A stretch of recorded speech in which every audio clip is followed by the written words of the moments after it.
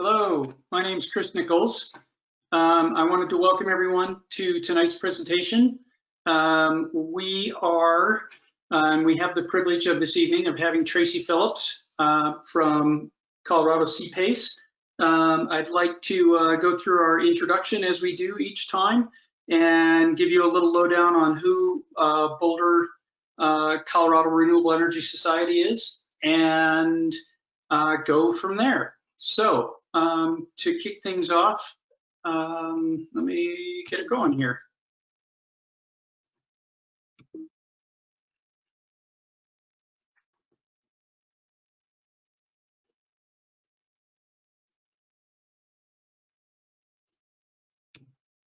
Okay, so I'm just going to run through a few announcements for this evening, and then Tracy will kick off as soon as I finish those up. My intent is that will be less than 15 minutes. And then when he completes his presentation, then we'll move on into the Q&A session. Okay, I want to talk a little bit about our sponsors. Normally we are at the University of Colorado Boulder, and they are one of the sponsors. We are able to utilize their facility for all of our event meetings as well as our internal meetings. So we're very appreciative of that. Natural Focus Digital also does all of our webinars. They're not doing those right now for us, but they are a big sponsor for us and do a ton of work, and Ryan's been great. If you need any more info, you can always reach out to us at BCRES, and we'll have some more of that information out there if you need any digital services. Okay, who are we? We are one of 5 chapters in Colorado of the Colorado Renewable Energy Society. We are Boulder County, and our goal is to raise awareness and provide educational activities to increase the adoption and existing and emerging energy efficiency and renewable energy technologies, techniques, and policies. If you are interested in joining CRES, you can become a member by checking out our link at cresenergy.org, and there's a membership page there to sign up. The first year is $30. From there on, it is $55. With that, you get access to statewide events. We're doing webinars at this point in time because of COVID. And if you are interested in getting involved in the Boulder chapter of CRES, you can email us at this link at the bottom of the page. Okay, how can you find us? There are a couple places. Meetup, that's where we post all of our meetings. And then we're also on Instagram, Facebook. You can go to our webpage as well as email. Okay, our next event, we do take the month of July off. Our next event is August 12th. This is going to be presented by Neil Cawley. He's with the Southwest Energy Efficiency Project. This last time, I think he was going to be speaking about energy efficiency and renewables in industries. So we're hoping that we're going to have something similar to that. Career opportunities in renewable. We typically run through a session. This slide was actually supposed to be deleted, but obviously I didn't do that. So we're going to move on. Clean energy employment. So these links are good. I have checked them recently. If anyone is interested, I'm going to leave us here on this page for a quick second. If you want to take a snapshot picture, you can do that. We're always here to promote green jobs and trying to help folks in seeking out those opportunities. It's unfortunate that we can't do this face-to-face, but we will be hopefully in the fall when we come back in August to be able to do face-to-face meetings. It all depends on how things transition through the summer and open up, hopefully even more so. But there's some links there. If you're interested, go ahead and grab those. I'm going to move on to the next slide. Okay, so we're really excited to have Tracy here with us tonight. He is the director of the Colorado Commercial Property assess clean energy. It's called CPACE program. And he's going to talk to us a little bit about how CPACE enables owners of eligible commercial and industrial buildings to finance up to 100% of energy efficiency, renewable energy, and water conservation improvements. So he's got quite a bit of experience here, as you can see.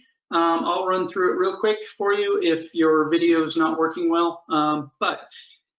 Tracy is the director of the Colorado CPACE program. He's a certified energy manager, a demand side management professional, certified measurement verification professional, and holds a master's degrees in physics. He has 24 years experience including energy audits, recommissioning, measurement and verification, master planning, sustainable design, assistance, and third-party technical reviews. He's currently serving as a chair of the ITMVP committee and is the former technical director of GBCI's Investor Confidence Project. I am going to now introduce and transition over to Tracy Phillips. All right.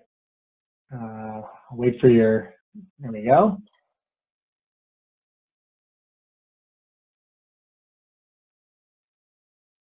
All right, Chris, can you see my screen okay? I sure can. All right, I'll jump into it. So yeah, thanks, Chris, for inviting me to talk to you all today. For those of you that don't know, I was actually scheduled to speak to this group back in November of last year, and that got snowed out, and then we had the coronavirus, and so it's taken us a while to get this rescheduled, but I'm really glad to be talking to you all today. And so yeah, I'm going to be talking to you about the CPACE program. My guess is a lot of you have probably heard about CPACE before, but I will go through sort of the background of what CPACE is and how the financing works. And then I'm going to spend some time. I've got a number of case studies I want to show you all. So to give you sort of an idea of the types of projects that the program's been financing since it was launched. So I will just go ahead and jump into it. So CPACE stands for the Colorado Commercial Property Assessed Clean Energy Program. And the program, the legislation actually that enabled CPACE financing in the state of Colorado was passed back in 2015. So that enabled the state to create a CPACE program. And the Colorado Energy Office actually took the lead on developing the program that we have today.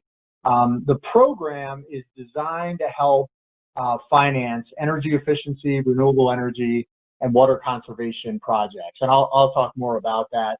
When they launched the program in Colorado, they actually enabled financing for new construction. So this was brand new to the CPACE world when they integrated that into the program. And since then, it's really taken off, and Colorado has really been a leader in new construction financing. So I have some case studies and some data I'll show you about that.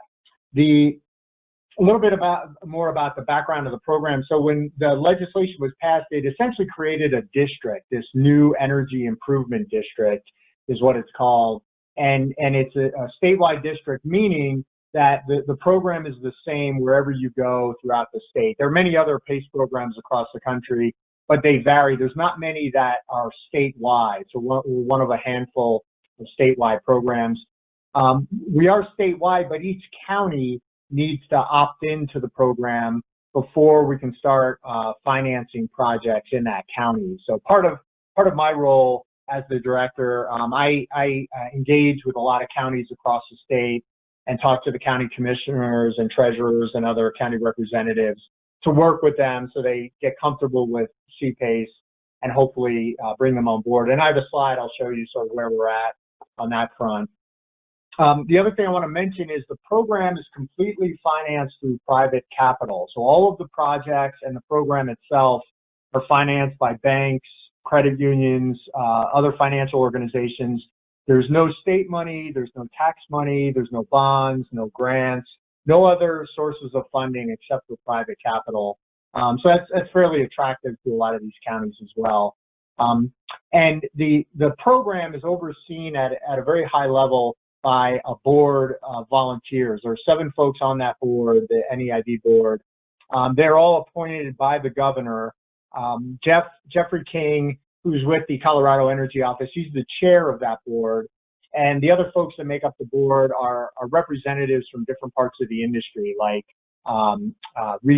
commercial real estate, banking, energy consulting, utilities. So they sort of help oversee the program at a very high level. They make all the big decisions. Chris, I meant to ask you, how are we doing questions? Are folks going to use the chat? Should I monitor that, or are we going to just do it at the end? Right. So I think the best way for us to manage this, and I apologize for not mentioning it sooner, and a couple of things we can go through and change here, but for any questions that you may have, go ahead, and we're going to be using the chat, and I'll be monitoring that.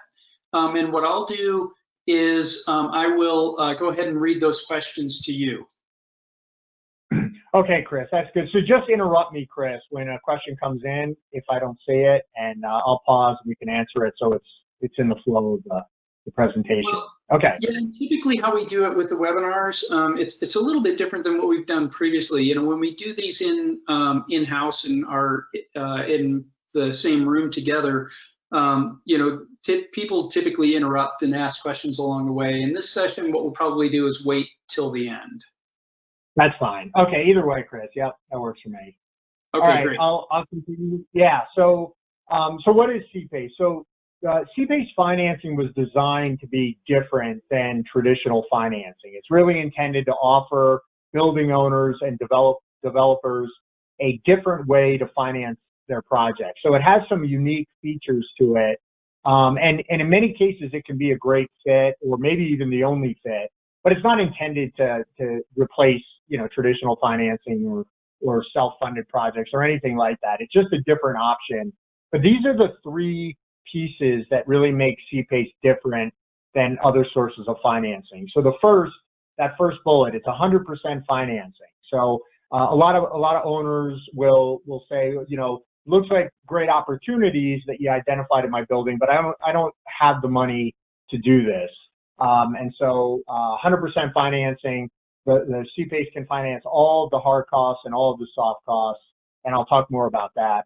The second is it's long-term financing. So the term can be up to a 25-year finance term.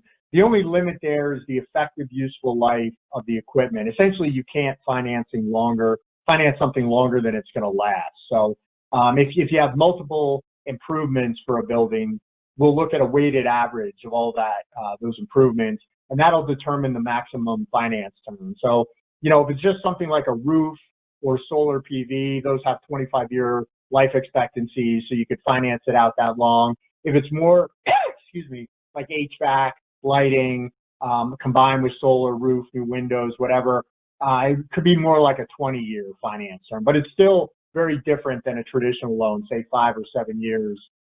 This you know, gives that owner that option. The third, and this is what really makes CPACE quite different, the mechanism that's used is a special purpose assessment that's placed on the property. That's, you know, in the name, right? Property assessed clean energy. So an assessment is actually placed on the property, and it works mechanically just like any other assessment, like a sewer assessment or a sidewalk assessment, let's say, or any special district assessment. The idea behind that, the reason why it's done that way, there's 2 sort of important reasons. The first is because it's an assessment on the property, the owner makes their payments through their property tax bill. So it's not related to the taxes other than it's sort of piggybacking on that property tax bill. It's a new line item on the tax bill. So that's how the owner makes their payments. The idea of doing it that way is if an owner goes to sell their building down the road, they can hand off future payments to the next owner. Because that's a big complaint a lot of owners will have. They'll say, yeah, this solar, you're showing me it's got like a 12-year payback before I see a return on investment. I may sell the building in 5 years. I just bought solar for the next owner, right? So the idea with this is, well, you pay for the solar while you have it, and you enjoy the savings and other benefits while you have it. And then when you sell the building, you hand off the future payments, and the next owner's enjoying those savings. So that transferability can be very compelling, very powerful for an owner. The other side of that too is the building is what's underwriting the loan for the most part. It's a big component of it. So there's usually no personal guarantees. It's a non-recourse loan. These are big buzzwords usually with an owner. The loan is being mostly secured by the building. So as long as you have a building that has some value and is not in any kind of real financial strain, then you have a good candidate for CPACE. I mentioned there's a lot of programs across the country. Many of those programs, they work like this, and it's similar for those of you that are familiar with performance contracting, which is a big part of my background before I was doing this. The idea is that the energy savings will outweigh the payments, right? So if your payment is, let's say, $8,000 a year, but you're saving in energy $10,000 a year, you're able to make your payment and then put $2,000 in your pocket as a building owner. And that's how most programs work. They actually require that a project has a positive cash flow. Performance contracting is based around that the energy savings outweigh the payments. The program, when they created it in Colorado, they did not have that as a requirement. In other words, you do not have to have a positive cash flow project. The energy savings don't have to outweigh the payment. So what does that mean? It means that an owner can invest in improvements on their building that may save energy, but don't necessarily pay back for themselves anytime soon. Like anything to do with the envelope, right? A new roof, new windows. You're talking, a roof could be a 200-year simple payback. In other words, the energy savings are there, but the cost of the roof is just tremendous compared to those energy cost savings that you're going to realize. So they'll be there, the roof's improved, the comfort of the building's improved, all of that, but there's no way the energy savings are going to pay for that roof anytime soon. So in most programs, that would be prohibitive. You wouldn't be able to do a roof by itself. In Colorado, you can, other improvements like that. So it's really opened it up to what you can use CPACE for. So what's eligible? The C in CPACE I mentioned is commercial, right? So any commercial, industrial, agricultural building is eligible for financing. So it's not a residential program, but any commercial, industrial, or agricultural building. That includes, people always ask me about nonprofits. Since they don't pay property taxes, how does this work for them? Well, nonprofits have assessments placed on them just like everybody else. They're no different. So even though they're not paying property taxes, they still have a tax ID number associated with their building. They can have assessments placed on them. So, and actually, CPACE is a great fit for nonprofits. Typically, nonprofits, one thing they share in common, a lot of them don't have money for these types of improvements. They don't have a lot of capital to invest in this. So CPACE can be a great fit. We've actually done quite a few nonprofits.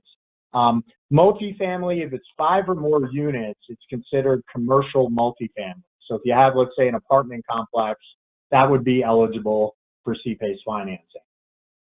And then I mentioned, in terms of improvements, anything with a utility cost savings is eligible for financing. So any renewable energy improvement, even though solar is fairly dominant, but really anything is eligible. Any energy efficiency improvement that you can think of is eligible. Any water conservation improvement would be eligible. You can see one of the ones I found really odd, I'd never dealt with elevator modernization before in my career. And we've done quite a few projects actually that included elevator modernization. When you talk about a simple payback, those have about a 2,000 year simple payback. That's how long it takes for the energy savings. Those elevators are just expensive, but they are eligible. So, because they do save energy. EV charging stations is one of the oddballs on this list. Those actually use energy, right? They don't save energy, but the program, the district said, well, it's in the spirit of what the program's trying to do. So EV charging stations are eligible. We were actually one of the first programs to finance EV charging as part of a project. I'll show you in my case studies one of those. The other one I added on here too recently is beneficial electrification. This is the idea of converting a building from fossil fuel fired equipment, so basically natural gas is most common, and switching everything to electricity. So that now is also eligible for financing. There's some guidance around that, but essentially that's eligible.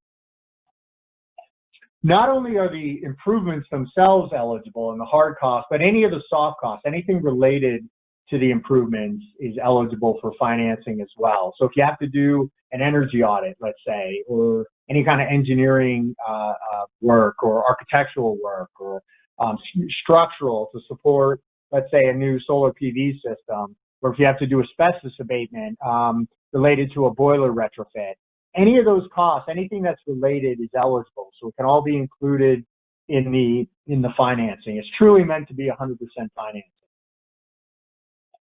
At the beginning, I mentioned new construction financing. So the way CPACE works for new construction, CPACE can provide between 15 and 20% of the total eligible construction costs for a project. So this could be very game changing. The idea behind this is I think Chris mentioned in the beginning, I used to do sustainable design assistance in my career.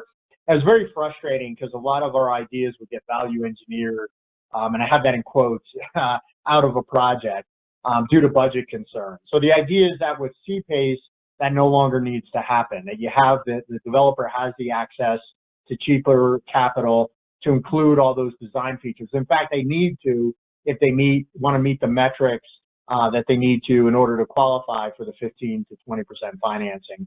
And to qualify for that, essentially, a project either needs to meet the 2015 Energy Code or exceed it by at least 5% to qualify for the 15 or the 20% financing. So, and this, excuse me, this is why that's powerful. So I won't go into a lot of detail, but when a developer is putting together their capital stack, so the financing for their project, they'll typically, let's take a scenario, they'll get a construction loan, and that'll represent the majority of the financing, right? Let's say 60 to 75% of the financing comes from a construction loan. And that's usually cheaper money, lower interest rate money. It's secure money, excuse me, it's, let's say in the 3 to 6% interest rate. Then you have, your owner's equity that usually that could be, let's say, 15 to 20%, maybe even 30% of the capital stack. That's higher risk money, and that comes usually with a higher interest rate, let's say 12 to 20%. Then you could also have, let's say, like a mezzanine loan that's maybe 10 to 20% of your capital stack. Again, that's higher risk money, higher interest rate money, say 9 to 15% interest rate. The idea with CPACE is if I can replace, let's say, some of the mezzanine loan or all of it, or some of the owner's equity, or any of these higher interest rate sources of capital, CPACE these days, we're usually seeing it come in around 5 to 6% interest rate. So if I can replace money that's at 9 to 20% interest rate with 5 to 6% interest rate, this is very powerful to developers and really can be a game changer. So, and like I said, CPACE for new construction is really still fairly new. So folks are coming up with all different ways to incorporate it. And here's more of a detail. When I say 15 to 20%, I do mean the total construction cost. That's everything involved with the project. There's only, if you look at the asterisk at the bottom, there's only two things that we do not include in that total budget. One is the cost of the land itself, and the other is anything that's not permanently attached to the building. So that's usually minor. It's things like fire extinguishers or furniture or shading devices, but those need to be removed from the budget when we calculate the 15 to 20%. And like I mentioned, if you're just building to the 2015 Energy Code, regardless of what the jurisdiction calls for, if they're still on 2012 or 2009, God forbid, if they build to the 2015, then they're eligible for 15% financing. If they can demonstrate their building is going to be 5% better than that 2015 code, then they qualify for 20% financing. And that's typically done with an energy modeling exercise to demonstrate that. So there's actually a lot of synergy between CPACE and programs like Excel's Energy Design Assistance Program, where Fort Collins has their IDAP, the Integrated Design Assistance Program, those, or even LEED certification, right? If you're going for LEED, you're probably doing energy modeling. So there's a lot of crossover there. They can really complement each other. So I wanted to take a quick step back, just to give you an idea of CPACE. We didn't create it in Colorado, right? It actually started in California about a decade ago. Since then, last I looked, there's about 57 CPACE programs across the country. The ones that are green here have active programs. In many states, like California, for example, I think has about 13 different programs. So most of these states have multiple programs. It could be a municipal level or a county level program, or a bunch of counties that sort of got together. I mentioned Colorado is one of the few statewide programs. It's actually Connecticut was the first, we were the second, then Rhode Island, New Hampshire, and Utah launched the statewide program not too long ago. But CPACE across the country has financed over $1.5 billion on the commercial sector, and over 2,400 buildings and projects have happened. So there's quite a bit of precedent. In the early days, it was a little more like people were a little reluctant, they weren't sure about this, but it's really taken hold and grown. Here in Colorado, I mentioned we're a statewide program, but each county needs to opt in. So what that means is the county commissioners pass a resolution to opt into the program, and then they sign a participation agreement. And once they do, I make them green on this this map, and then we can start financing projects in that county. So we're actually up to 30 counties that have opted into the program. This is actually more than 75% of the building stock. So it's a pretty good coverage from that perspective. There, you'll notice there are some bigger counties in terms of building stock that are not in the program yet. El Paso, obviously, is a big one. That's Colorado Springs. We've been working with them, you would imagine, since the program launched, and there's a lot of efforts to try to get them engaged. So that's still a work in progress, but we keep making strides in the right direction. Douglas County is another one that we're working very closely with to try to get them on board. And Mesa County is still a possibility. There's a number of stakeholders, and the program's trying to engage on an ongoing basis with the commissioners and the other county representatives there to bring them on board. According with this map, if you have a project that's in a county that's not green yet, usually that's a great, that can be great ammunition for me to go talk to the county. So if I've never talked to them at all, it's a great way to get their interest, right? And say, I have an owner or a developer that's interested in using CPACE, let me tell you about it, and let's talk about the program. Or if it's a county that I've been talking to, the ones in yellow, again, it can maybe help push them forward and hopefully opt in sooner than later. The counties, I'll mention at the bottom, you can see, they actually also get paid. They receive a fee for any projects that get financed in their county. And so they get a 1% of the annual payment. In other words, if an owner's payment, let's say, is $100,000 a year, then the county gets $1,000 a year to cover their administrative efforts, which are minimal. These counties place assessments all the time. That's nothing new for them. And then their role is just as the collection agent, right? As the payment comes in from the owner, they then remit it to the program, and we send it along to the capital provider. And that's maybe 15 minutes, 30 minutes of work a year. But we do recognize, the program recognizes we're asking the counties to do something they don't normally do. So, in my title, I talk about resiliency, and part of, what CPACE is trying to do, obviously, is help transform the landscape, make Colorado more energy efficient, more sustainable. These numbers were based off of a report that Rocky Mountain Institute released back in February. And so I thought it was a really good sort of summary. We're giving you an idea of the potential that's out there. And a lot of you on the call, I'm sure, are familiar with these kinds of numbers or ones like it. But, the fact is that the report shows that you can get 15% savings from just low cost, no cost sort of improvements, just fixing things basically, or optimizing systems. But the potential for capital improvements, which is really where CPACE can help, is more like 35% on average. That's a pretty significant reduction. The ones that really resonate with building owners, they're all about, dollars per square foot and net operating income. And so the report shows that as a result of these types of improvements, the net operating income for a building can go up between 2.4 and 5.6. So that's pretty powerful to a building owner. It definitely can help get their interest. But even more than that, I would say the value of these properties can go up between $5 and $11 a square foot. So you see my example there. That'd be like a $343,000 to $800,000 increase in the value of a 75,000 square foot property as a result of a project like this. That's usually the seal the deal kind of data that you can provide an owner. Not only are you getting these energy savings, better comfort and improved building, all of that, but your building's value is going to go up significantly as a result of this. And building owners on average own their building for about 5 years. So they're going to be looking to sell at some point. So CPACE gives them that ability to hand off future payments and to recoup a tremendous added value in their property. So there is a piece of CPACE, because it's an assessment that's being placed on the property. It means that part of our process is we need to talk to the mortgage holder if there is one, and they need to provide consent.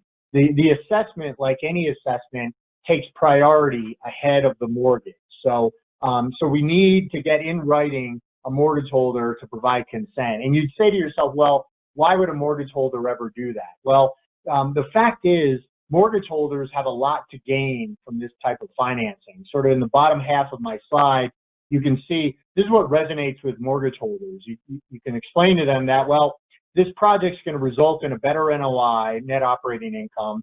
That's the owner's ability to pay their mortgage. The banks like that a lot.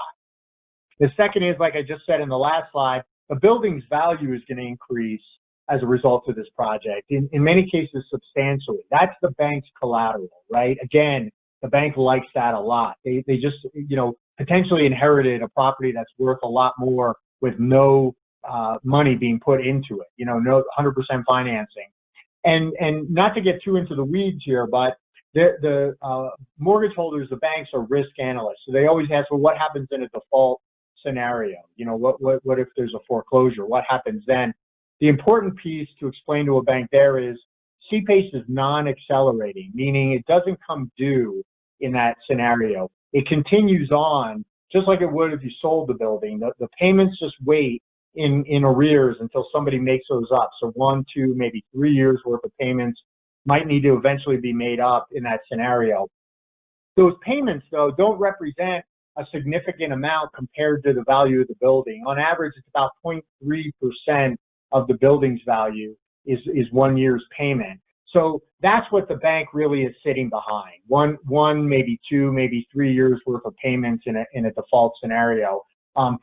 In other words, it's incredibly low risk. Not to say it can't happen, but it's very low risk. And so you can see many banks that we've talked to have provided consent. These are 30 banks here in Colorado. There's been over 200 across the country, but specific to Colorado, we've got 30 different banks that have provided consent for CPACE projects, many multiple times. So they're getting more familiar with CPACE, which really has made it a lot easier. In the early days, I was doing a lot of education and really had to sort of explain to folks, what CPACE is, how it works. Now it's more, I'll be talking to Bank of Colorado and I'll say, oh, well, that branch may not know about CPACE, but I'll say, oh, okay, well, why don't you just go talk to so-and-so with this branch? They've dealt with PACE before, and they can talk peer-to-peer, and it just helps. It's just become a much easier experience. So we've had a lot of success. A lot of these banks, too, have become capital providers in the program, and I'll talk about that in my next slide. So, again, when they launched the program in Colorado, they had a lot of firsts, and one of the firsts was this open source funding model, which basically said any financial institution can finance projects in Colorado through CPACE as long as they get registered with the program. So it wasn't dedicated. A lot of programs have a dedicated capital provider, or maybe a handful of capital providers. The Colorado market is open to anybody. And the idea behind that, there's a couple of advantages of doing it that way. one of them was really to give the owners the best terms they could possibly get. You have all these capital providers now competing with each other. That means lower interest rates, it means reduced fees, and so and just more options for an owner to choose from. So it was really intended to help on that front. The other piece of it too was to introduce a lot of different types of financial organizations into the CPACE arena. So you can see here, we're actually up to 37 different capital providers. No other programs even close to what Colorado's doing on this front. And it's a real different mix of banks, credit unions, and CPACE financing specialty firms. Those are sort of organizations that really focus on CPACE financing across the country. But because we have all these different types of capital providers, it's allowed the program to finance a real variety of project types, of dollar amounts, of regions of Colorado. You know, historically, a few years ago even, CPACE financing was really focused on municipalities and big projects, you know, $1 million and up. Less than $1 million was pretty much very rare. With all these different groups, it's brought in a lot of different viewpoints. And so it's allowed the program to reach more rural communities and to finance smaller and smaller projects, you know, smaller in terms of dollar amount, so that we can reach a much broader audience, make hopefully more, you know, affect more communities. So it's really, and this group is continuing to grow. Those capital providers, in terms of I mentioned they're financing these projects, right? So a lot of it relies on their underwriting of the project. And they each have sort of their own way of underwriting projects, but a lot of it comes down to these two components, the one being the loan to value. So I mentioned the financing is attached to the building. The building is really one of the significant pieces that's underwriting this project. No personal guarantees, non-recourse, right?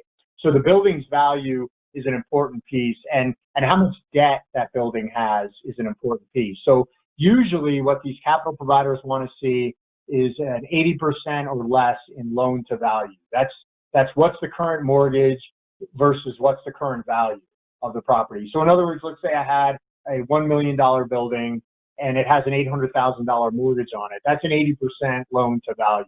So that, or anything less than that, would be a good candidate. In terms of how much financing that project is eligible for, there's no rules about this, but usually they're willing to lend around 20% of the building's value. So again, take that $1 million building, you're looking at about $200,000 in financing through CPACE. I've seen that as high as 35%. Really depends. If there's no mortgage on a property, then they're usually willing to lend more, or just, you know, depending on the type of project, type of building, location, all of that will sort of factor in. But these are good rules of thumb, 80% loan to value and 20% PACE to value. I talked about the counties opting in. So these are, you know, some of the benefits. This is when I go to talk to the county commissioners and representatives. You know, CPACE can be a real nice fit for these counties, regardless of where they're coming at it. You know, do they have environmental, you know, environmental, what's the word I'm looking for? They're trying to strive for a better environment, we'll say it that way, or sustainability. It can help them meet their goals. You know, maybe they're trying to reduce carbon emissions by X% by whatever date. You know, CPACE could be a nice way to help with that. But it's also, you know, has a real commercial, industrial, building infrastructure effect, right? It can help improve the building stock, help them attract and retain businesses, building owners, developers. So there's really a tremendous amount of benefit to the county. And again, the county gets paid a fee to actually, for any projects that get financed there. So it can really be a great partnership. I wanted to mention a couple of tools that the CPACE program that we've developed here in Colorado to sort of assist with project development. One is specific to solar PV projects, and we call it our PACEworks Solar Estimator. So this is available on the program website, and it's designed to help solar contractor. And you know, it's dynamically linked to PV watts, which is what most of them use for their analysis. So so that's nothing really new. but it also has a financial component to it. So you can take a look at what would CPACE financing look like with a solar project, and then you sort of help make the case to a building owner. So that, and this tool and the other tool I can talk to any of you about separately if you want to learn more. The other is this one we recently launched. It's similar to the solar one. It's called EPIC, the Energy Performance Improvement Calculator, and this is a tool designed for energy efficiency projects. So it's similar to the solar. It'll help you estimate energy and cost savings and the installed costs for different types of improvements.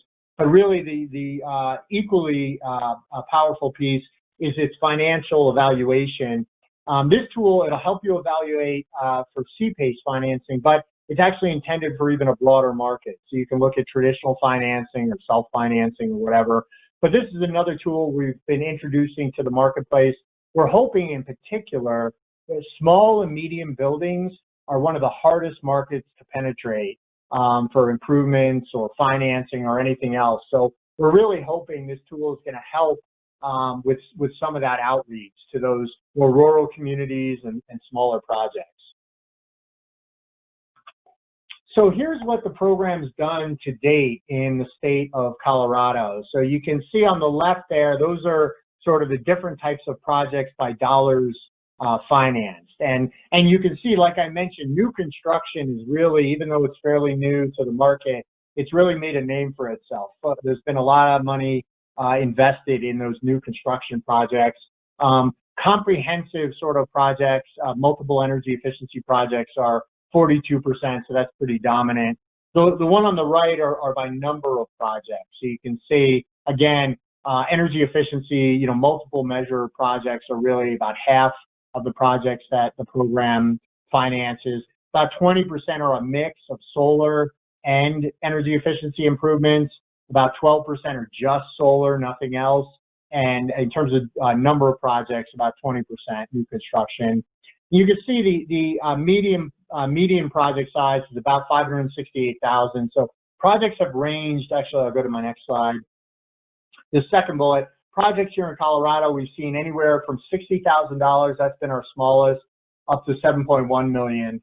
And really, the sky's the limit. There's no project that can be too big for CPACE. If you're curious, the biggest project to date in the country was a $54 million project in Utah that actually closed just a few months ago. So there's more money than projects by far. There's tons of money that wants to invest in these projects. So money's not an issue.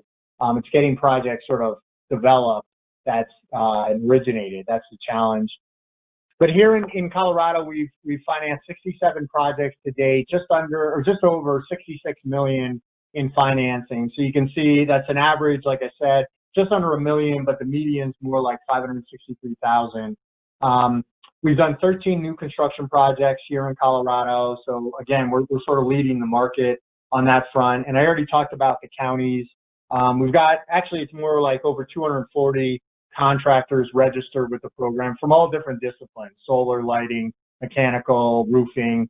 And I forgot to update this slide, 37 capital providers.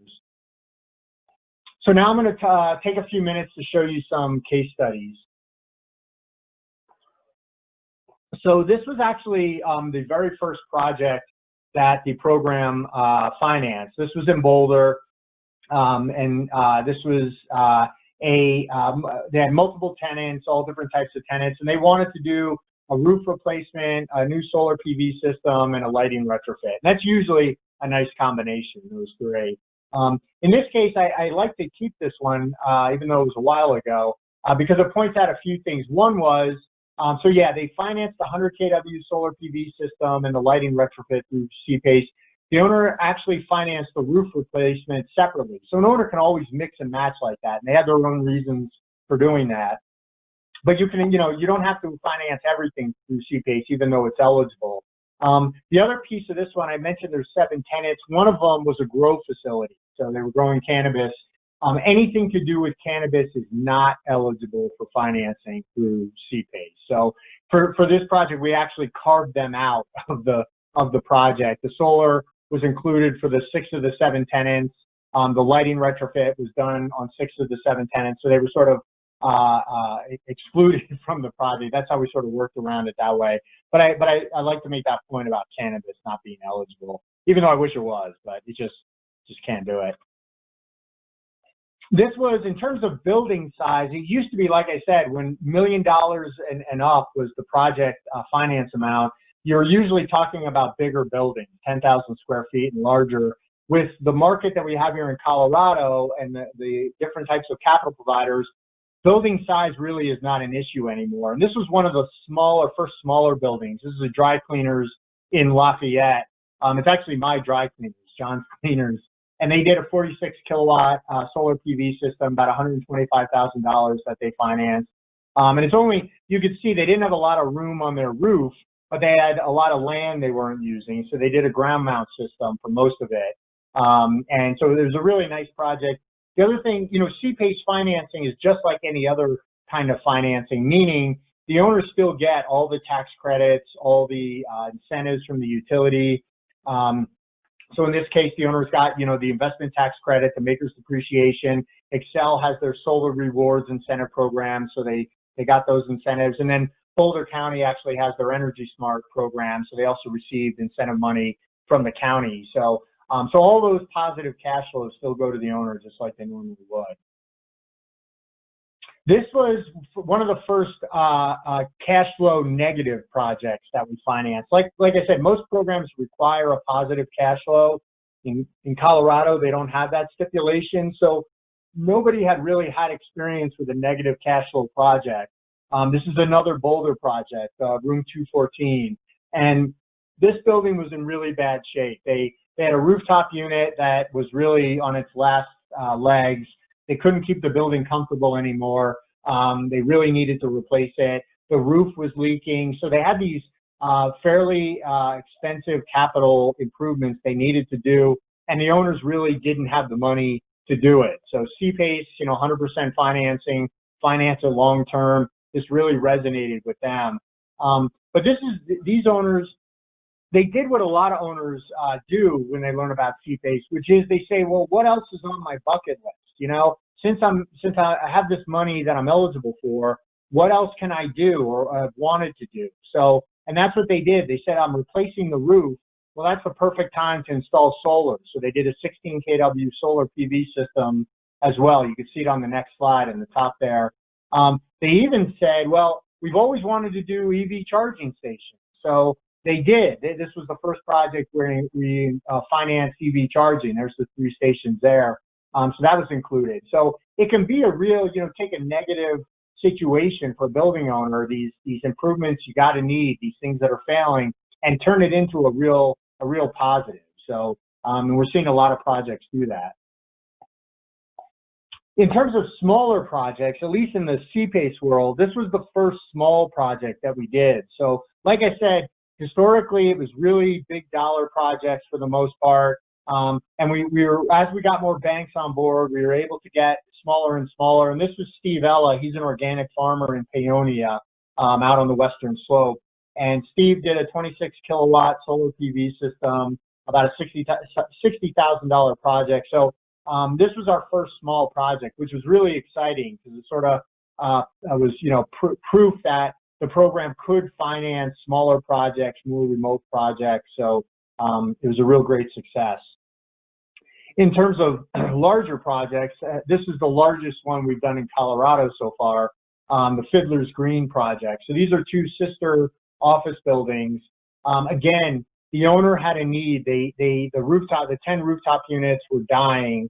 They had to be replaced. So that's what originally brought them to CPACE.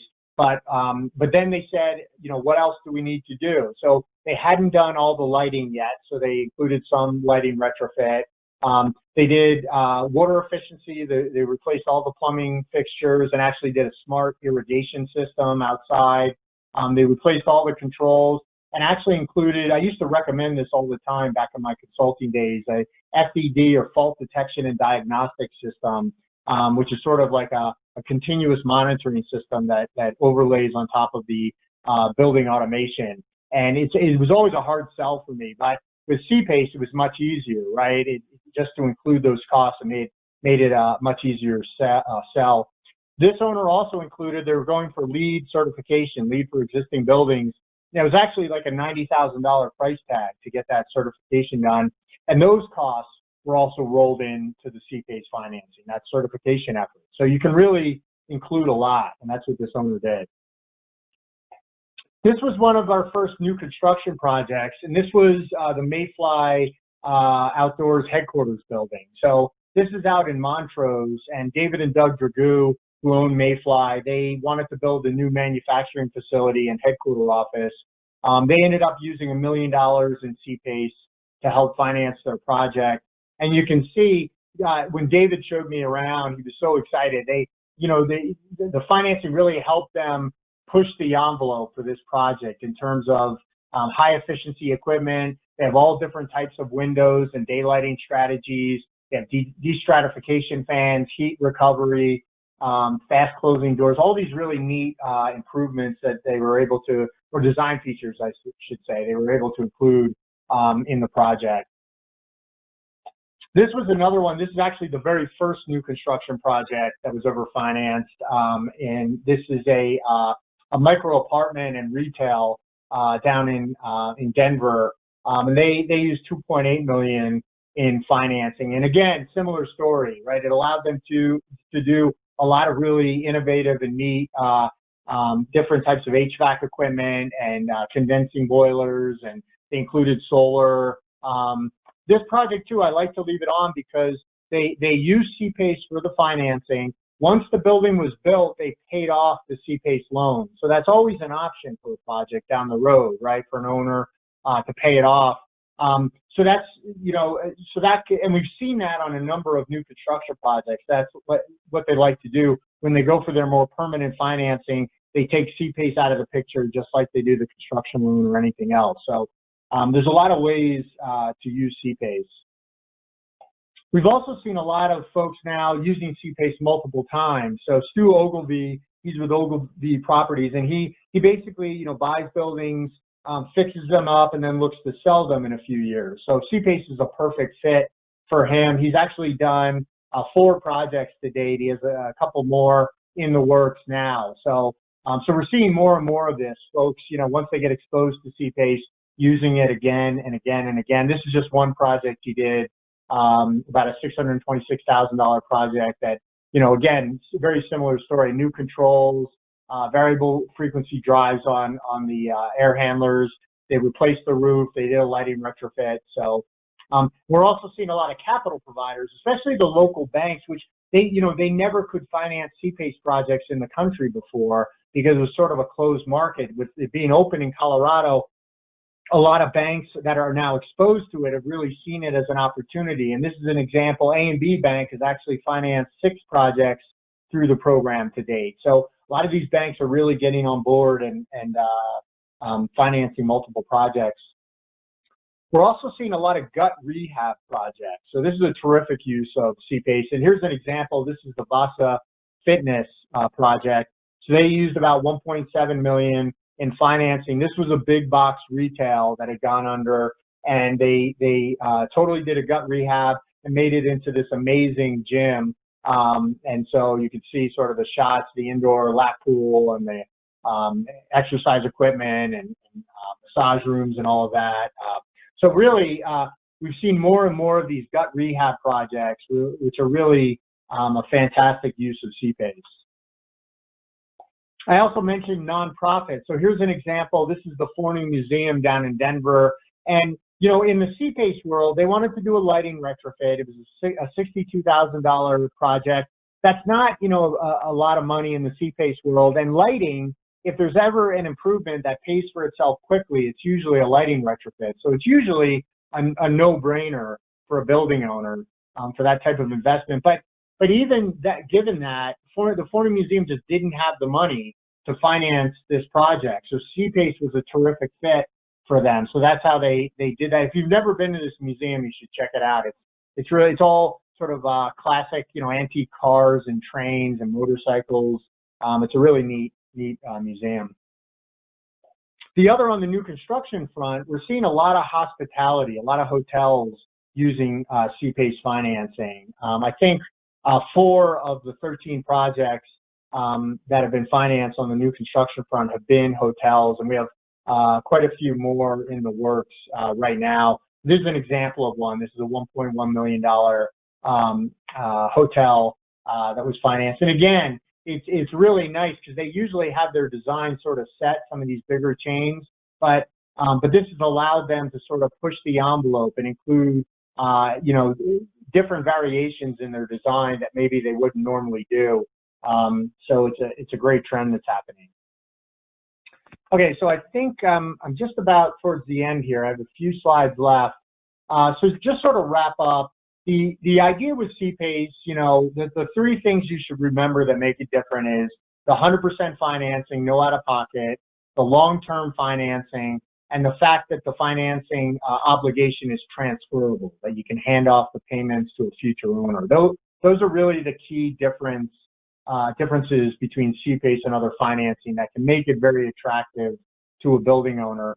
And the idea too, when I talk to the counties, this is voluntary. It's not being imposed on a county or on owners or developers or communities, but it offers them a different way of financing their projects. And like I said, it can be very compelling. In particular, we're seeing, believe it or not, quite an uptick in projects due to the coronavirus. The fact is, a lot of building owners still need to get things fixed, regardless of whether their business is open or not. And so they don't have a lot of the money, excuse me, or even a traditional loan could put a lot of hardship on them financially. So the idea of no out-of-pocket and financing it long-term can really make a lot of sense. It could be life or death, quite frankly, for some of these building owners. So it can be more important now than ever. If you happen to be, I really don't know sort of the folks that are online, but if you happen to be a contractor, or, so an energy consultant, a solar contractor, lighting, roofer, HVAC, whatever, if you want to, start developing projects, here in Colorado, you just need to get registered with the program. So all you need to do is send us this contractor registration form and then attend a workshop. I actually just scheduled another, I'm doing them as webinars these days. I usually do them in person, but it's on June 25th at 9 a.m. To 11 a.m. So that's sort of a deep dive into CPACE. And if you're interested in getting registered, you can send us this form and attend my workshop. If you have a building owner that's interested in CPACE, then it all starts with what we call our pre-qualification submission form. It's essentially the application. So you can download this on our website or shoot me an email and I'll send it to you. Oh, wait, I'm on the PACE check, sorry.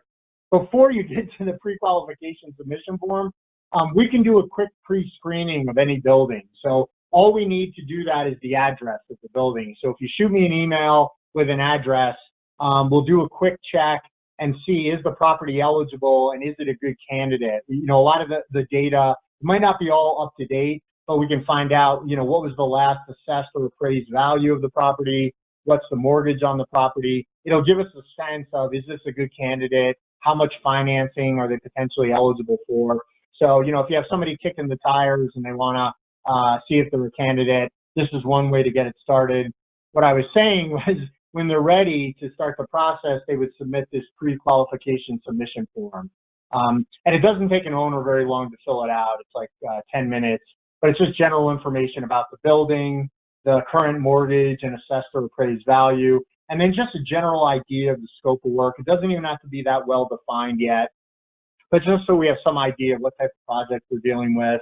And then who the mortgage holder is, because that's going to be, an important discussion to have with them regarding consent.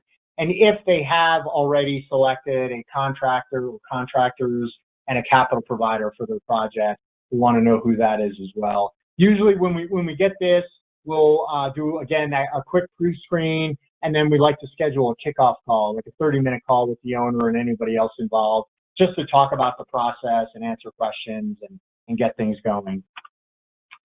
All right, that's my contact information. Again, I'm Tracy Phillips. You can reach out to me anytime if you got questions or prospects. I'm also available, always to talk to folks, owners or developers or others that are interested in CPACE. I can act as sort of the program's representative and help with those conversations. And I've got my colleague, Ken Gallagher. He and I sort of work together to really help folks through the process and to get projects financed. So, Chris, that's all I had. If we have any questions. Wow, thank you, Tracy. That was wonderful. It was very informative. Not being in that commercial space and understanding and knowing all those things, it really opens my eyes to everything that you guys are doing and how incredible it is. And we do have several questions that came in the Q&A session. And I thought, it might be easiest for you to kind of look through those and see what your thoughts are in regard to those, and if you can answer those for us. Can you see the Q&A section? Yeah, well, I see the question section. I see one question there, and then I see the comments in the chat. I see one there. Is that what you're referring to? I'm referring to the questions. You only see one. So why don't I go ahead and ask what these questions are, and then let you respond to them. So okay. Yeah. The first question that came up is, are churches also eligible since they're nonprofits? I think you touched on this, but maybe you can expand a little bit. Yeah. Faith-based organizations are absolutely eligible. They're the same as like nonprofits. Even though they don't pay property taxes, they still have assessments placed on them all the time. So they'll already have a property tax ID number. We've actually done quite a few faith-based organizations, and again, it's a great fit for them. Usually, they typically don't have a lot of money for these types of improvements. So they can be a great fit. We're actually working on a gut rehab up in Fort Collins. It's going to take a while for that to close, but they raised, which I can't believe, they raised, I think it was like $6 million from the folks in the church or other folks related to the church in some way, which is tremendous. But they needed about $8.5 million total. So they're looking to use like $2 to $2.5 million in CPACE money to sort of make up the difference. So faith-based organizations are a great fit. Wow, that's great. So next question, how can CPACE be used for distressed real estate funds that are hurting as a result of COVID-19? There's two parts to this. Can CPACE be used as a competitive edge in the new COVID world? Yeah, and I sort of touched on this a little bit towards the end there, but right, so a lot of owners are seeing this. The fact that, think of it this way, if an owner needs to do improvements on their building and they're looking at a traditional loan, that would say usually be about 20% out of pocket, and you'd finance it over 5 years, right? So they have to come up with the money to do the down payment, and then the payments are going to be fairly significant over 5 years. With CPACE, you've got no out of pocket, and you're financing it, let's say, over 20 years. So your payments are significantly reduced, compared to a 5-year finance term. So yeah, CPACE, and we've been promoting it this way. It absolutely can sort of help alleviate a lot of financial distress to building owners that need to get improvements done. Oh, interesting. Okay, great. So there was another question here, and this is in relationship to other programs. So it's in reference to a program in California. It doesn't say anything in specifics to which program this might be, but it said that there were improvements made to facilities that didn't really work or offload, or didn't really improve the facility and didn't really make it that great of an improvement overall. And the costs were offloaded to the next buyer. And they found that in a tight market of real estate, you either bought it or you would allow it to go on. And how is our program, or have you heard of difficulties in different state programs and where they've run into problems with this? And how is our program set to try to eliminate concerns around somebody who's looking at buying real estate and worried that they might be getting into a scenario where it might not really be beneficial, all the improvements that were put in play? Yeah, so so really the core of this question, in relation to when an owner actually goes to sell their building, they've used CPACE financing, they've done a number of improvements, whatever they are. Now, okay, what's the real value of those improvements, and how does all this sort of work when they're going to sell it? So, and to be honest with you, there are not a lot of data points out there yet. The CPACE is still new enough that there haven't really been too many cases where an owner has gone and sold a building. So they have that ability, and it's really a compelling piece of CPACE, but there's just not a lot of data to show an actual case where an owner has sold it. I can give you an example, though. So Stu Ogilvy, who I mentioned, I showed one of his projects earlier, who's used CPACE 4 times. He sold 2 of his buildings that he had used CPACE for, and he basically said, yeah, because I asked him about it, he said, yeah, there were no issues at all, that the numbers all make sense. I showed him, these are the improvements that we did. Here's the analysis that was done to support it. Here are the utility bills since then. Here's the net operating income I'm seeing these days.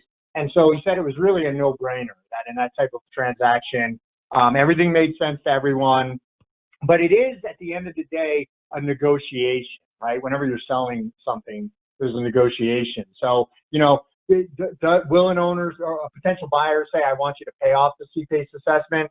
Yeah, okay, but then I'm going to raise the price of the property. I mean, all these different knobs, these dials can be turned in those scenarios. So it is a conversation, but the experiences we've seen to date have been successful. The other part of this, I'll say, in terms of, the performance of these improvements, all of the analysis that is done to support the projections of these projects, what they're going to save, what the costs and cash flows and all of that's going to look like, that's all reviewed by the program. That's one of our main roles. So we do a quality assurance review on everything that's developed and done to make sure that the analysis is based on, best practices, and it's all conservative, rate schedules are being applied properly, all of that. So there is this sort of third-party oversight that's being applied to these projects, and we follow.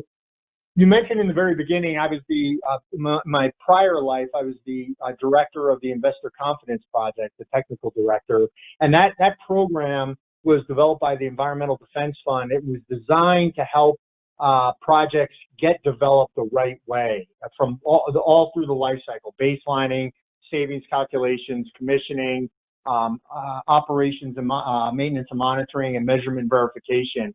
And so when they created the program in Colorado, they based a lot of what the program uses as guidance on that Investor Confidence Project. So that's sort of brought to bear and applied to these projects, so that you don't want a legacy of owners, at least here in Colorado, I don't know about California, that say, oh, I didn't get what I was promised. The other side of it too, once the project is complete, we do what we call a commissioning oversight. So that's where we go and take a look at the building, make sure the improvements were installed properly, the owner's happy, all the documentation is there, everything was done the way it was supposed to be done.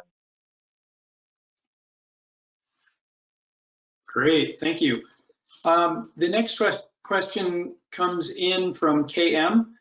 It is community solar eligible, and what defines beneficial electrification? Yeah, so community solar is not eligible. The main reason is that at the end of the day, the CPACE assessment needs to be tied to real property, to a building. And so usually with a community solar project, you have sort of a solar system that's in, let's say, a field somewhere, right? And it's serving a whole bunch of other folks. But there's no property associated with the solar on, where the solar is being installed. So community solar is not eligible. It's not a good fit for CPACE.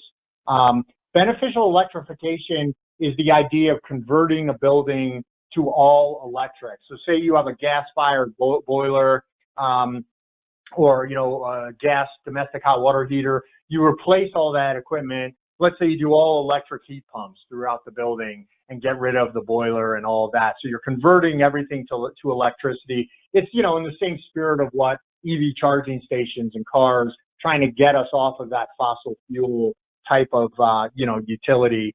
So that's the idea. When you're converting a building to all electricity, then there's some more guidance. And I actually wrote a memo, a technical brief that sort of describes it. It's also described in the program guide. So there's a little bit of guidance there about how eligibility works, but that's the basic idea. If you convert a building to all electric, it can be eligible for financing. Okay, great. Next question comes in from Martin. What would the rationale be for taking the CPACE loan out at some point, as you mentioned in your case studies review? Wait, Chris, sorry, can you say that one again? Yeah, let me make sure I've got it right here. What would the rationale for taking the CPACE loan out at some point, as you mentioned in your case studies review? I'm not sure I'm clear on that. Yeah, all right. Yeah, there's a couple of reasons for that. Well, in this case, you know, the building owner was looking to get long-term financing after the building was built. And so they wanted basically to clean the slate, get rid of the construction loan, you know, that's paid off, and get any other liens on the property, including the CPACE loan, out and bundle it all into one long-term mortgage for the property. So that was the rationale for that project. That's one way. The other we've seen specific to multifamily new construction where the owner's looking to condominiumize. So they're looking to go to condos. One way we've actually done 2 projects now on the new construction front like this. But so what they do is they'll use CPACE for the construction, and then once it's built, then they're going to go and sell off the individual condos. They don't want to have that CPACE assessment anymore. They don't want to have to explain it to a condo buyer or, you know, any of that. So in those 2 instances, they're paying off the CPACE loan, taking it out of the picture, just so it's a cleaner, easier sale when they do the condos. So there's different reasons for doing it. And that's the nice thing about CPACE. It's fairly flexible. You can use it in a lot of innovative different ways. Okay, good. Okay, next question came in from Reed. Could CPACE be used in conjunction with fleet electrification efforts? For instance, if a fleet operator needed to expand their charging infrastructure on multiple properties to accommodate new electric buses, vans, etc. I think you answered this one, but maybe you can elaborate a little more. Yeah, so, and I've actually talked to a municipality about exactly this. And so the answer is yes, you can. As long as there, again, if there's a building that we can attach the assessment to. So, you know, you have the EV charging station at, say, some facility, then absolutely. And why not fix up that building, by the way, while you're at it? But so yes, as long as I have a building where the EV charging stations are going in, then it would be eligible. Now, the thing I'll say though, usually I'm dealing in that case with public buildings. So public buildings are eligible for financing, but the challenge we have there is TABOR, the Taxpayer Bill of Rights, which basically says that a municipality or a county, they can't go into long-term financing agreements without the voters' approval. So that usually is a dead on arrival scenario for us, that TABOR issue. The caveat there is if an organization has what they call enterprise status or voted authority, then TABOR should not be an issue. So I was just talking this morning with a water district, and they're looking to use CPACE. So we've had a lot of interest from municipalities about using CPACE or even county buildings, but usually TABOR's been an issue. So we really haven't been able to help on that front. But if they have enterprise status or voted authority, if they're like a special district, then we might be able to help. Okay, great.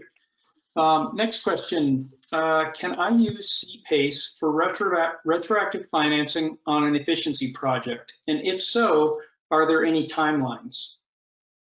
Yeah, that's a great question. So we, in particular, again, especially with the COVID-19 and the fact that, you know, you have a lot of distressed building owners out there, the district, the New Energy Improvement District, the board is actually looking at retroactive financing right now. So I actually prepared a brief for them last week and sent that to the board members, and they're reviewing it.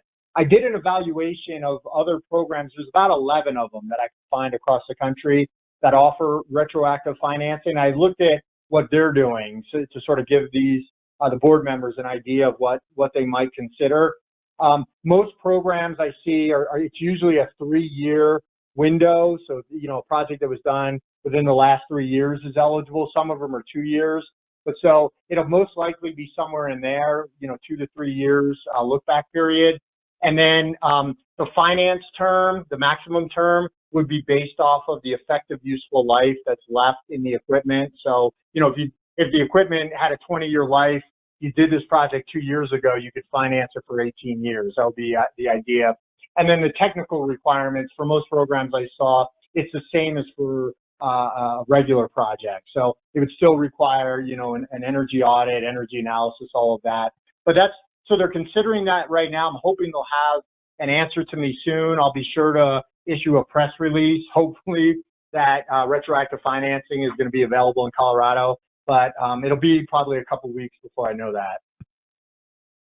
Okay, great. Next question came in from Lynn. She was questioning the average value of a 75,000 square foot facility.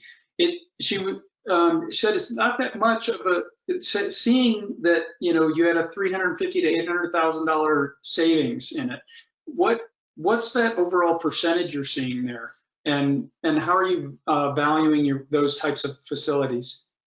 Yeah, that was from the Rocky Mountain Institute paper, and those numbers, the $350,000 to $800,000, that's the increase in property value. So, that's saying if that 75,000 square foot building was worth, let's say, $3 million, it's going to be worth more like, 3.4 to 3.8 million once the project is done. That's so I can actually, if I think you said Lynn, if she or he or she wants to get a hold of me, I can send them a link to that Rocky Mountain Institute paper, and they can take a look at it there. So yeah, I actually didn't develop those metrics. That was from that paper.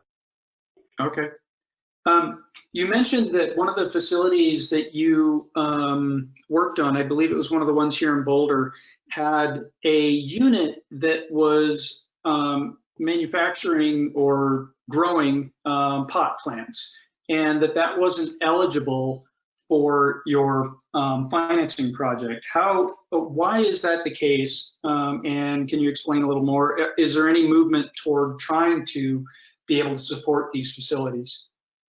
Yeah, so I used to do, just so you know, back in my energy consulting days, I used to work on quite a few cannabis operations. So I have there's huge opportunity there for sure. The bottom line is that the financing, like I mentioned, it's all private capital. It's all these banks and other financial organizations that finance these projects. They're all regulated by the FDIC. So regardless of what Colorado says or, the program says or anything else, as long as the federal government does not permit them to finance projects, that are cannabis related, then neither can we. I mean, it just comes down to where the money is coming from. So yeah, our hands are kind of tied on that front. Okay, great. So one question in regard to your overall engagement with the state and the different counties. What's the pushback that you see from these counties as for why they're not jumping on this? I mean, I think it's a great benefit, certainly for builders in the area and owners of existing facilities. What are you hearing as pushback from them? And are there things that we as maybe people in those communities could do to try to lead those different areas into adopting the CPACE program? Yeah, that's a really good question. It seems like it would be a no-brainer, regardless of your perspective, right? I think it's hard to say exactly. I've never dealt with politicians before this job, and I'll just say there's all types out there. It could be the fact that the name is property assessed clean energy. Just that clean energy piece could set people in a certain way of thinking and elicit a reaction.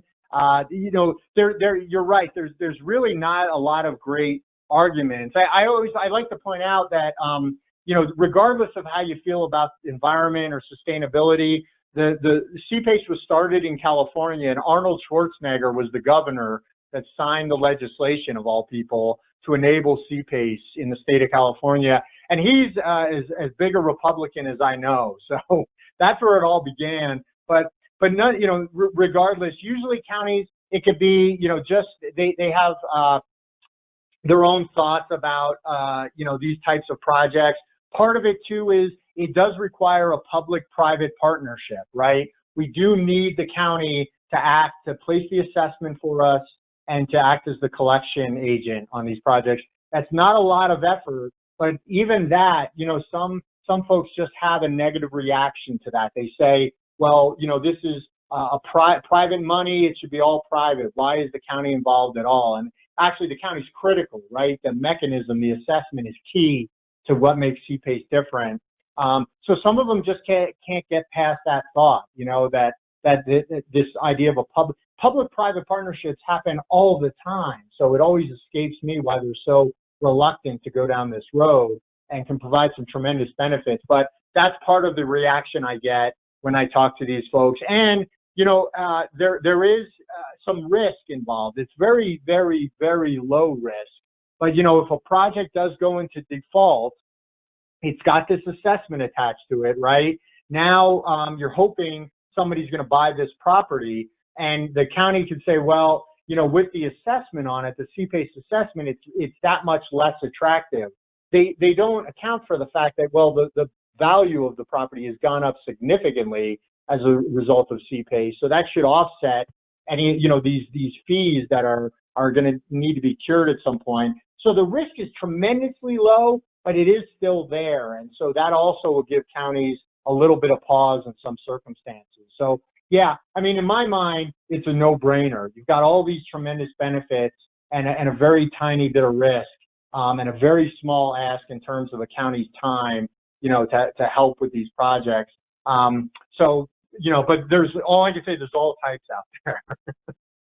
Yeah, right. Okay, great. Well, I understand. We're dealing with a different world, and certainly, working across the board and trying to get different counties and cities engaged in programs, it's got to be challenging. So, yeah, and I'm sorry, the last part of the question too, they mentioned what can they do to help? I'll tell you this. County representatives listen to stakeholders or folks in their community much more readily than they do to me. So usually, like I mentioned, El Paso County, Douglas County, Mesa County, there are some real great sort of grassroots efforts. Different folks, they're owners, they're commercial real estate folks, other stakeholders in the community that are going to their commissioners and talking to them about CPACE, and that's where we've made a lot of progress. So if if you're in a county that hasn't opted in, take your local commissioner out for a beer, and maybe you can't these days, a virtual beer. That can resonate more than anything I can do. Okay. I've got one last question before we wrap up here. We are getting close on our time. I think in a prior presentation that I saw in regard to CPACE, maybe it was in where we did a panel discussion. There was discussion about expanding the program into residential projects. Can you provide any info as for if that's moved forward at all? Yeah, so just to give you some background, so there are 3 states that offer residential PACE: California, Missouri, and Florida. And it's actually an enormous market. I mentioned there's been $1.5 billion in the commercial market financed through CPACE. It's more like $5.5 billion on the residential, just in those 3 states. So residential is an enormous opportunity. However, residential is a whole different animal. And one of the biggest challenges that it has come up in these other markets is consumer protection. So these homeowners that really got a bad bill of goods. And the fact is, it's hard to do oversight. When you have, you could just think, $5 billion plus in projects, and the average project size is probably like $10,000 as opposed to $1 million on the commercial side, right? So you have tons and tons of projects. How do you keep everybody protected, and how is it applied properly? So, and there's been some tremendous litigation that's happened in some of these other markets, and residential pace really has taken a hit in those other markets. So here in Colorado, they've actually been looking at residential since the legislation was first passed, and they've had plenty of discussions about how it can work. And to be honest with you, they just haven't really found a solution that everybody's comfortable with. The right amount of oversight that's not going to over-encumber these projects and make them financially unattractive and too cumbersome to really work. So they're still looking at it. I could see it coming to Colorado at some point, but I don't see it happening in the short term, just from what I know. I'm not directly involved in those conversations. It's more the energy office and other folks. But what I hear, they still would love to see it come to Colorado, but they just haven't found a solution, and I wouldn't count on it anytime soon. Okay, great. Well, I know there are additional questions out there. I'm sorry we weren't able to get to all of them, but I do want to make sure that we're wrapping up here in time. Tracy, we greatly appreciate all your effort here and coming out and meeting us in this new COVID world remotely. I have to apologize to everyone. I did make a mistake on our setup. We should have had video as well. You're not missing anything here on my end, but I am apologetic to that, and we're continuing to work on this and improve